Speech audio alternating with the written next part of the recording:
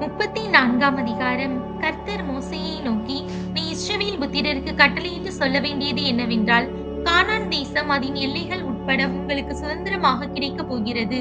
நீங்கள் கானான் தேசத்தில் சேரும்போது, உங்கள் தென்புறம் சீன் வனாந்திரம் தொடங்கி ஏதோம் தேசத்தின் ஓரமட்டும் இருக்கும் கிழக்கே இருக்கிற உப்பு கடலின் கடைசி தொடங்கி உங்கள் தென் எல்லையாய் இருக்கும். உங்கள் எல்லை தெற்கில் இருந்து அக்கராபீம் மேடுகளை சுற்றி சீன் வனாந்திரம் வரையில் போய் தெற்கிலே காதேஸ் பர்னேயாவுக்கும் அங்கே இருந்து ஆத்சார் ஆதாருக்கும் அங்கே இருந்து அஸ்மோனாவுக்கும் போய் அஸ்மோனாவில் இருந்து எகிப்தின் நதி வரைக்கும் சுற்றி போய் கடலில் முடியும். மேற்றிசைக்கு பெருங்கடலே உங்களுக்கு எல்லை, அதுவே உங்களுக்கு மேற்புறத்து எல்லையாயிருக்கும். உங்களுக்கு வடதிசை எல்லை பெருங்கடல் தொடங்கி ஓர் என்னும் மலையை உங்களுக்கு குறிப்பாக வைத்து, ஓர் என்னும் மலை தொடங்கி ஆமாத்திற்கு போகிற வழியை குறிப்பாக வைத்து, அங்கே இருந்து அந்த எல்லை சீதாத்திற்கு போய் அங்கே இருந்து அது சிப்ரோனுக்கு போய் ஆத்சார் ஏனானிலே முடியும். அதுவே உங்களுக்கு வடபுறத்து எல்லையாயிருக்கும். உங்களுக்கு கீழ்த்திசை எல்லைக்கு ஆத்சார் ஏனானில் இருந்து சேப்பாமை குறிப்பாக வைத்து, சேப்பாமில் இருந்து எல்லையானது ஆயினுக்கு கிழக்கிலுள்ள ரிப்லா பரியந்தமும் அங்கே இருந்து கின்னரேத் கடல் பரியந்தமும் அதன் கீழ்கரையோரமாய் அங்கே இருந்து யோர்தான் பரியந்தமும் போய் உப்பு கடலில் முடியும்.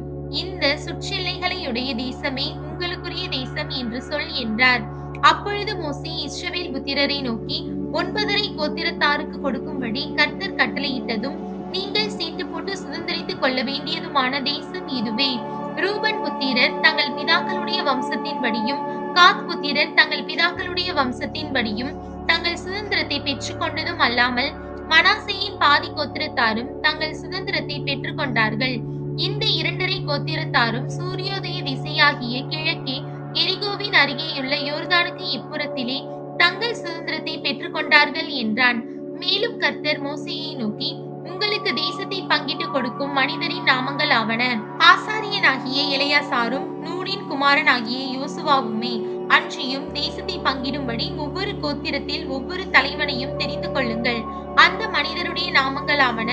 யூதா கோத்திரத்துக்கு எப்புனேயின் குமாரனாகிய காலேபும், சிமியோன் புத்திரரின் கோத்திரத்துக்கு அம்மியூதின் குமாரனாகிய சாமுவேலும், பென்யமீன் கோத்திரத்துக்கு கிஸ்லோனின் குமாரனாகிய எலிதாதும், தான் புத்திரரின் கோத்திரத்துக்கு யொக்லியின் குமாரனாகிய புக்கி என்னும் பிரபுவும், யோசேப்பின் குமாரனாகிய மனாசே புத்திரரின் கோத்திரத்துக்கு எபூதின் குமாரனாகிய அன்னியேல் என்னும் பிரபுவும், எப்ராயிம் புத்திரரின் கோத்திரத்துக்கு சிப்தானின் குமாரனாகிய கேமுவேல் என்னும் பிரபுவும், செபுலோன் புத்திரரின் கோத்திரத்துக்கு பர்னாகின் குமாரனாகிய எலிசாப்பான் என்னும் பிரபுவும், இசக்கார் புத்திரரின் கோத்திரத்துக்கு ஆசானின் குமாரனாகிய பல்தியேல் என்னும் பிரபுவும், ஆசீர் புத்திரரின் கோத்திரத்துக்கு சேலூமியின் குமாரனாகிய அகியூத் என்னும் பிரபுவும், நப்தலி புத்திரரின் கோத்திரத்துக்கு அம்மியூதின் குமாரனாகிய பெதாக்கேல் என்னும் பிரபுவுமே என்றார்.